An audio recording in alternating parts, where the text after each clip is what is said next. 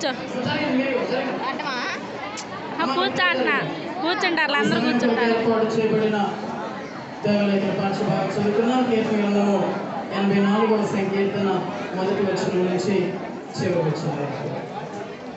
సైన్యములకు అధిపతియగు యెహోవా నీ నివాసములంత రమ్యములు.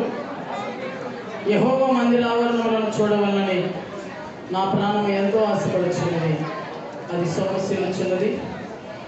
జీవము గల దేవుని దర్శించుటకు నా హృదయమును నా శరీరమును ఆనందముతో కేకలు వేయుచున్నవి. సైన్యములకు అధిపతియగు యెహోవా నా రాజా నా దేవా, నీ బలిపీఠము వద్దనే పిచ్చుకలకు నివాసం దొరికెను, పిల్లల పెట్టుటకు వాన కోవెలలకు గూటి స్థలము దొరికెను. నీ మందిరమునందు నివసించు వారు ధన్యులు, వారు నిత్యము నిన్ను స్తుతించెదరు. నీ వలన బలమునందు మనుష్యులు ధన్యులు, యాత్ర చేయు మార్గములు వారికి అతి ప్రియములు. వారు పాతాళలోయలో పడి వెళ్ళుచు దానిని జలమయముగా చేయుదురు.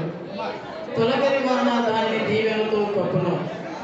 వారు నానాటికి బలాభివృద్ధి నందుచు ప్రయాణము చేయుదురు.